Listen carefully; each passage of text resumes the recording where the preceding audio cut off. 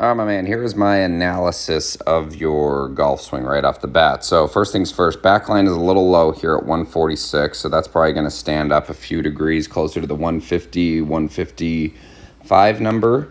Other things that I would say I see here at setup is it looks like your shoulders are open to where your target line is, and it might just be because you're starting with a little bit of weight on your left side, which is not a problem. I don't mind seeing you transfer or shift pressure off the golf ball a little bit, as long as you're able to rotate. So as we start to look at the golf swing, this is where we can see, so there's a pretty big pressure shift from left into the right as you're moving right here. That's not a bad thing, but what we want to make sure is happening now from here is we want to make sure that your femur is turning, your pelvis starts to turn, and the rib cage starts to turn. We don't want to just see the arms run up. So if I leave this line here on your right leg, we can actually see this knee is starting to move forward. So now you're shifting pressure forward into the ball of your foot. And so that is going to shut off the ability to most likely turn your pelvis, and it's going to make it harder to turn from your rib cage as well. So as we see right here, so now we can see the knees shifted forward. Okay, we haven't turned as much as we would like from the pelvis. You've turned pretty good from the core and the shoulders right there.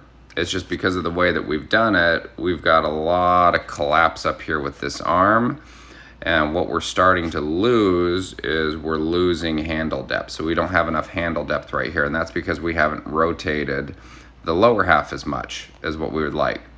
So then as we start down, we can see it's a little bit over the top, even though this is a camera angle from the ground looking up. So it's going to have that appearance. This is a little bit over the top, but then we can, where we really see the balance losses here now, is your butt is way underneath you, back line is standing straight up and down, and you're having to time throw here with that trail arm because of the amount of one. We can also see if I go up here on your noggin, we can see how this is just standing up through the golf ball as you try and pull your arms across you to get the golf ball back online or get the club back on plane. So here's what I would recommend fixing. Number one, let's get this back line a little bit higher. Let's take out a little bit of the knee flex, and let's really, really, really make sure that we have the back of your armpits in line with the knees and the balls of your feet instead of seeing that more over your toes right here. So we're going to minimize a little bit of the knee flex.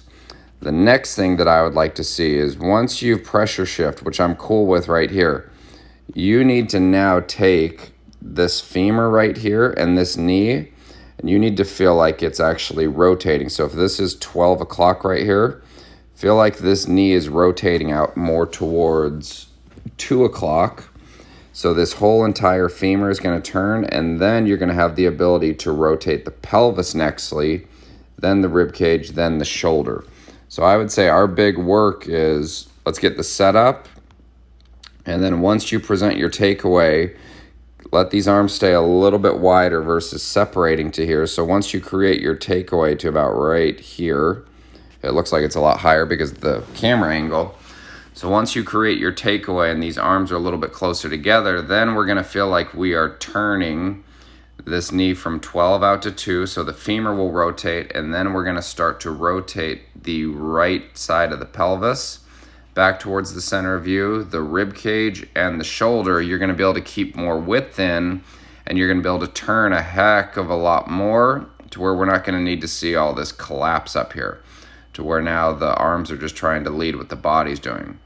So that would be my analysis. That's where I would start firstly, is fix the setup, get the knees a little bit taller, balls of the feet, knees, back of the armpits in line with each other. Weight will be on the balls of the feet, and then we are going to start turning this entire right side from your knee to your femur to your pelvis, then the rib cage, and then the shoulder. That would be my recommendation, and letting these arms swing back a little bit straighter here, and that'll make it a lot easier for these arms to stay straighter when you've started to create space and rotate with your right side, because your arms will have somewhere to go. Hope this helps, and let me know if you have any questions.